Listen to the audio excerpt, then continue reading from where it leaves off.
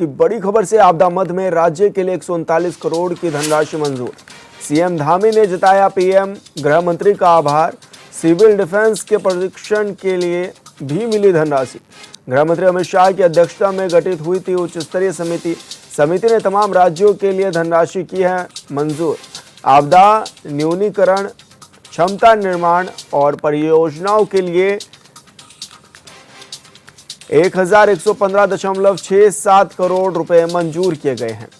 स्वीकृत धनराशि से आपदा के दौरान नुकसान कम करने में मदद मिलेगी, सीएम धामी ने ये कहा है। तो ये बड़ी खबर आपको बता रहे हैं, जहां पर केंद्र सरकार से उत्तराखंड सरकार को बजट मिला है और आपदा मद के लिए राज्य को 139 करोड़ रुपए भी मिले हैं। इस दौरान सीएम धामी ने प्रधानमंत्री नरेंद्र मोदी और गृह मंत्री अमित शाह का भी आभार जताया है। तो बड़ी खबर आपको बता रहे हैं, जहां पर गृह मंत्री शाह की अध्यक्षता में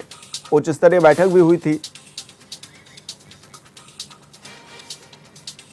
तो राज्य सरकार को 139 करोड़ रुपए का बजट भी जारी हो गया है। ज्यादा जानकारी ले लेते हैं, संवाददाता अरुण सैनी हमारे साथ लाइव जुड़ गए हैं। अरुण, क्या कुछ जानकारी मिल रही है? कितना पैसा जो मिला है अब उसको किस तरह से खर्च किया जाएगा?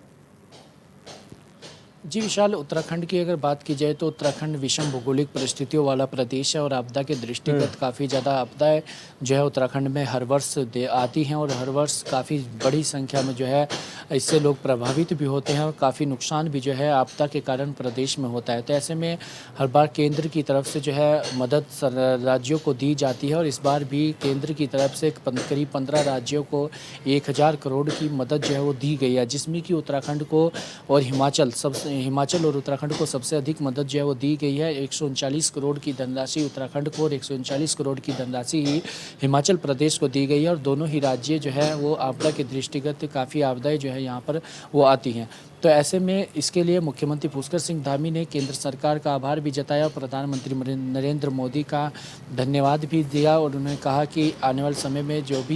आपदा से जो नुकसान हुआ है उसमें इससे निपटने के लिए ये धनराशि सहायक साबित होगी और इससे काफ़ी जो है विकास कार्य भी हो सकेंगे और जो आपदा में नुकसान हुए हैं वो नुकसान की भरपाई भी इस धनराशि से जो है वो की जाएगी। तो ऐसे में जिस तरीके से देखा गया काफ़ी जो है आपदाएँ आई है, चाहे वो केदारनाथ में बात करें, केदारनाथ में भी आपदाएं आई और इसी के साथ साथ ही टिहरी में के कई गांवों में जो है इस बार आपदा देखने को मिली, कई गांव जो है वो तबाह हो गए। तो इस तरीके से उन्हें विस्थापित करने को लेकर या उनके विस्थापन को लेकर इस तरीके का जो भी कार्य होने हैं उसमें काफ़ी मदद जो है इससे मिलेगी और ऐसे में केंद्र सरकार की तरफ से समय समय पर इस तरीके की जो है धनराशि जो है वो दी जाती है। जो राज्य चाहे आपदा की दृष्टिगत हो या अन्य विषम भौगोलिक परिस्थितियों वाले जो प्रदेश होते हैं इस तरीके की धनराशि जो है वो दी जाती है। ऐसे में लेकिन अब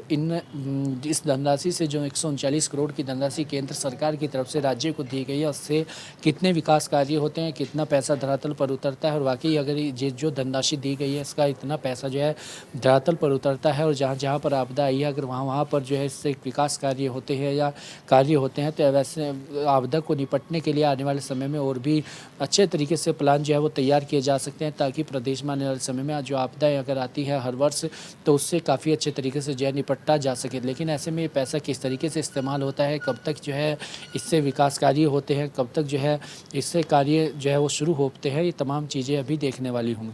अरुण, ऐसे में मुख्यमंत्री पुष्कर सिंह धामी का क्या कुछ कहना है? किस तरह से उन्होंने आभार भी जताया और क्या कहा है, क्या किस तरह से इस पैसे को, इस बजट को खर्च किया जाएगा और किन किन क्षेत्रों में ये पैसा खर्च होगा?